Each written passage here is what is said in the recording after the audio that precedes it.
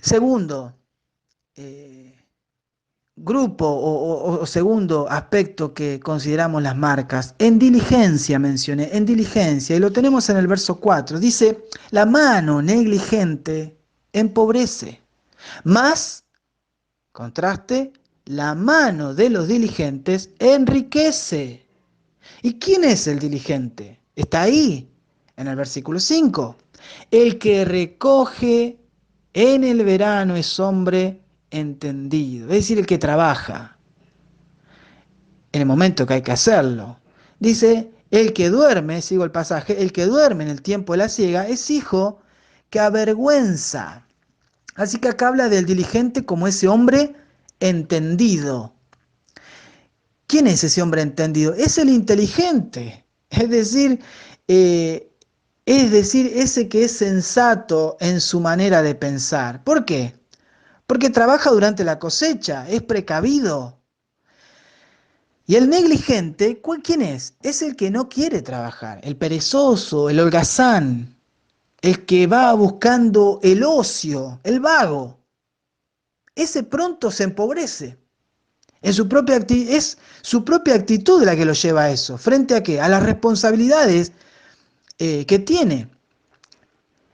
En resumen, es un descarado, es un sinvergüenza, podríamos decir también. Así que, para tener algo práctico, nunca emplees a alguien así. Te va a irritar, va a ser una carga. Fíjate lo que dice el verso 26. Como el vinagre a los dientes y como el humo a los ojos, así es el perezoso a los que lo envían. ¿Cuáles y cómo son tus ocupaciones cotidianas? ¿Cómo las realizás? ¿Son el reflejo de tu diligencia o pereza? Bueno, si de verdad querés ser bendición, no lo olvides, la fe y la pereza no se mezclan. Si tenés alguna duda, estudia la vida del Señor Jesucristo. Así que el punto en todo esto es, ¿cuál? Saber aprovechar el tiempo cuando se es joven, cuando tenés las fuerzas, las capacidades, las oportunidades. Si querés ser utilizado por Dios, más adelante, prepárate. Esa es la forma, dice el Proverbio 21, el verso 31, el caballo se alista, es decir, se prepara para el día de la batalla. No en el día de la batalla, sino para el día de la batalla. Previamente se anticipa. Y eso es parte de la sabiduría. Dice ese texto, el caballo se alista para el día de la batalla. Es decir, la parte que te toca a vos, hacela. Obviamente la victoria es del Señor, por eso el pasaje también dice, más Jehová es el que da la victoria. Pero hay una parte que te involucra a vos directamente y a mí. Así que seguimos. En integridad, otra de las marcas de una vida piadosa. Y leemos del verso 6 en adelante. Voy a mencionar no todos los versículos, sino parte de los pasajes, que es lo que nos involucra en lo que vamos a mencionar. El verso 6 dice, hay bendiciones sobre la cabeza del justo. Y preguntamos, ¿cuáles? Verso 7, la memoria del justo será bendita. ¿Cómo te gustaría que te recuerden? Porque son los justos los que dejan buenos recuerdos y en ocasiones siguen produciendo una influencia maravillosa en las personas o en las generaciones posteriores. Hay otro proverbio, lo cito, 27, dice, camina en integridad el justo. Sus hijos son dichosos después de él. Ese es un texto que mi esposa puso en nuestro cuarto. Eh, lo puso en un cuadro. Camina en integridad el justo. Sus hijos son dichosos después de él. ¿Cómo querés que te recuerden? Cito el verso, seguimos la lectura. El verso 9 dice, el que camina en integridad. Y eso es algo, integridad quiere decir algo completo, sin fisuras, sin grietas. En el sentido moral es una persona honesta, pura. Habla de algo de una sola pieza, ¿no? Camina en integridad, dice el justo. ¿Y cómo anda? Anda confiado. El que camina en integridad, dice, anda confiado. Vive una vida tranquila, está seguro. Como dice un dicho, ¿no? El que nada debe, nada teme. Pero vamos a usar la Biblia. Dice Proverbio 28:1, el justo está confiado como un león. Así que también, considerando eso, ese dicho, ¿no? Dice, el que mal anda, mal acaba. Es decir, el sinvergüenza un día será descubierto. Y acá está el sinvergüenza que aparece en el versículo 10. Dice, el verso 10, el que guiña el ojo acarrea tristeza. Y el necio de labios será castigado. El que guiña el ojo, es decir, ese que va aprobando la maldad, va dando lugar al engaño, al fraude, acarrea grandes dolores, grandes males, heridas, disgusto. ¿Sabes? Los gestos tienen un mensaje para dar.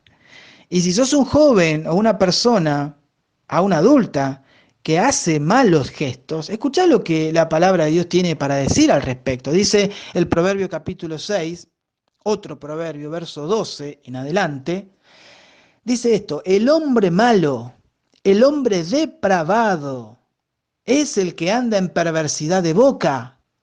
13, que guiña los ojos, que habla con los pies, que hace señas con los dedos. Perversidades hay en su corazón, anda pensando el mal en todo tiempo. Wow, qué descripción. Así que si sos de los que hacen gestos, por favor no lo hagas más. Seguimos, el incrédulo entonces, ¿quién es? Ese que anda en sendas torcidas, es el astuto, el falso en su andar y por supuesto en su hablar. Pero no tenemos buenas noticias para él. El verso 9, la segunda parte, dice que más el que pervierte sus caminos será quebrantado.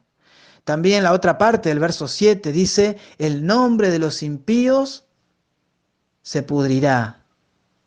Qué contraste, ¿no? Con aquel que va a ser bien recordado. El nombre del impío se pudrirá, es decir, pasará al olvido. El malvado muy pronto, al malvado muy pronto se le olvida. No dejó marcas significativas de provecho para la posteridad. O en todo caso, quizá sí se le pueda recordar, ¿no? Pero no con buenos recuerdos, sino por su maldad, por su crueldad, por su daño, como ejemplo de lo malo. ¿O acaso vos conocés a alguien que pone de nombre a su hijo, por ejemplo, Caín, Judas, Nerón? Nadie usa esos nombres, porque nos remiten a lo malo, a personas que no son dignas de recuerdo provechoso. Seguimos. Así que otra de las marcas de la vida piadosa es marcas en palabras, en palabras. Y para eso vamos a leer algunos versículos, como dije antes, también no todo el versículo, sino la parte en la que nos estamos deteniendo. Así que en palabras, las palabras del justo dan refrigerio, son confiables, son un manantial de vida. Eso dice el verso 11.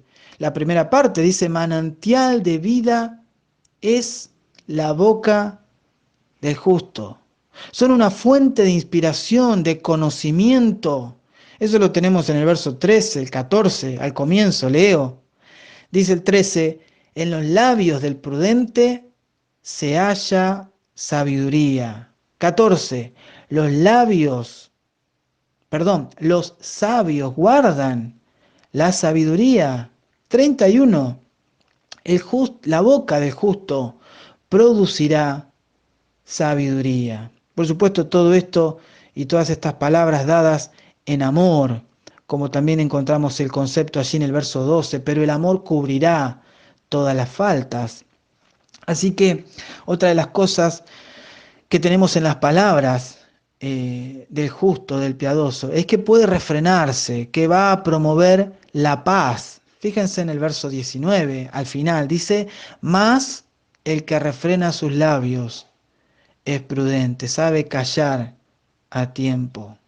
En el verso 20 tenemos y 21 tenemos, por ejemplo, que sus palabras nutren, alimentan. Notemos lo que dice allí, 20 y 21. Y también, justamente el 20, que sus palabras son valiosas. Dice, plata escogida es la lengua del justo. Tiene cosas valiosas para decir. 21. Los labios del justo apacientan a muchos. Es decir, tiene palabras o va a nutrir, va a alimentar. La idea es que va a edificar. Noten también el verso 32, pensando en esto de que sus palabras construyen. Dice, los labios del justo saben hablar lo que agrada. Así que acá tenemos esto que es maravilloso en las palabras, ¿no? Las palabras del justo. Pero en cambio, la boca del malvado será un lenguaje muy distinto, muy diferente. Un lenguaje de violencia, lo vemos en el verso 6, en el verso 11, por ejemplo, se repite, pero violencia cubrirá la boca de los impíos, esa violencia que los domina, que los gobierna, que los controla, porque la guerra está en su corazón y desde allí surge todo. El verso 14 también dice, la boca del necio es calamidad cercana, ¿sí? Así que muy, muy distinto. Podemos notar que todo esto es producto de ese odio que está también en él. Dice el verso 12, el odio despierta rencilla. Por eso es la razón, esta es la razón de las peleas, de los problemas. En el 18 vemos también que hay allí mentiras. Dice, también hablando del odio, el que encubre el odio es de labio mentiroso. Vemos mentiras, ¿y qué más? Y calumnia. Y el que propaga calumnia es necio. Qué distinto, ¿no? Y el verso 32, también la otra parte del versículo, dice que la boca de los impíos habla perversidades. Habla perversidades. Pregunto, ¿cómo es tu forma de hablar? ¿Deja ver el temor del Señor? Nuestra forma de hablar refleja eso, deja ver eso. Porque el Señor dijo, de toda palabra ociosa que hablen los hombres, de ella darán cuenta en el día del juicio. Ahora, nuestra forma de hablar no solo deja ver si hay temor del Señor en nuestra vida, sino también de qué está lleno nuestro corazón. En ese mismo contexto, unos versículos antes, el Señor dijo, porque de la abundancia del corazón habla la boca. Eso está en Mateo capítulo 12. Así que vale una pregunta, la misma que hice antes, ¿cómo es tu forma de hablar? Y por último, en esperanza, y vaya si es una marca en la vida piadosa que lo distingue al justo, la esperanza. En esperanza, citamos algunos versículos y seguimos de la misma forma, tomando la parte que nos ocupa. Verso 16 dice, en esto de esperanza, dice, la obra del justo es para vida. El 24, la segunda parte, a los justos les será dado lo que desean. 25, más el justo permanece para siempre. Dice la Biblia de las Américas ahí, tiene un cimiento eterno. 27, el temor de Jehová aumentará los días. 28, la primera parte también, la esperanza de los justos es alegría. Ahora, esto no es la ausencia de dolor o de otras penurias, sino que es esa aptitud de poder ver más allá. ¿Por qué? Porque espera en Dios. O sea, su esperanza es Dios mismo. Por eso la esperanza de los justos es alegría. ¿Sabes? Cuando Dios está en la vida, no son las circunstancias las que determinan su esperanza o alegría. No tienen que ser las circunstancias las que determinan nuestra esperanza o alegría, si somos hijos de Dios. 29. El camino de Jehová es fortaleza al perfecto. Es fortaleza. 30. El justo no será removido jamás. ¿Qué nos muestran estos dos versículos? Estas frases, que su esperanza es firme, es inamovible, inquebrantable, incluso en la furia de las tormentas. Esto es lo que el Señor dijo hablando de aquel hombre prudente en Mateo 7. ¿Cuál era la distinción de ese hombre? Que edificó su casa sobre la roca. Y esa es la razón de su esperanza. Esta es una de las marcas que distingue a los justos, que te tiene que distinguir a vos y a mí. Es un contraste total, porque el malvado no tiene ninguna esperanza. El mismo verso 16, la otra parte, dice, el fruto del impío es para pecado. El 24, lo que el impío teme, eso le vendrá. 25, como pasa el torbellino, la tormenta, así el malo. Y acá el malo es ese que es moralmente malo, perverso, culpable. El impío, ¿qué dice? No permanece. 27, los años de los impíos serán acortados. Más 28, más la segunda parte, ¿no? Más la esperanza de los impíos perecerá. Perecerá, es decir, se va a desilusionar su esperanza. Sus expectativas al final del camino resultarán en nada. Les espera la ruina. También el 29, la otra parte del versículo nos habla de destrucción. ¿Destrucción a quién? A los que hacen maldad. 30, los impíos no habitarán la tierra.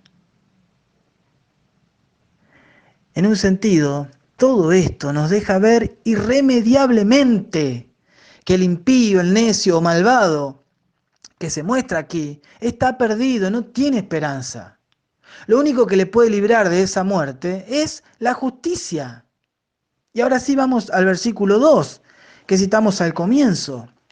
Dice ese versículo, la segunda parte, más la justicia libra de muerte. La justicia libra de muerte. Y ahí justicia tiene que ver con algo recto, derecho, con la honradez, con la equidad. Ahora, esa justicia jamás podría librar al perdido, al que está muerto en sus delitos y pecados, al que no es salvo, porque la justicia que necesita es infinitamente más alta.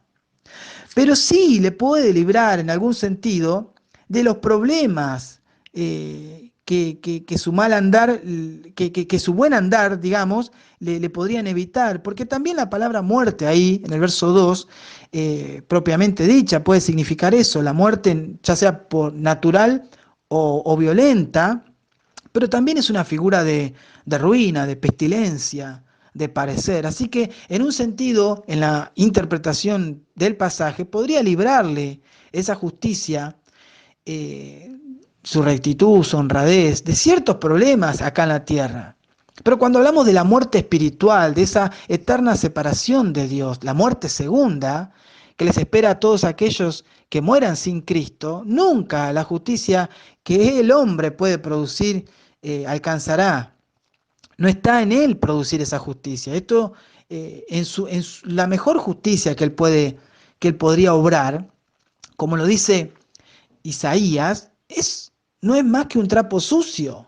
Cito ese pasaje, dice Isaías 64:6. Todos nosotros somos como suciedad y todas nuestras justicias como trapo de inmundicia y caímos todos nosotros como la hoja, y nuestras maldades nos llevaron como viento.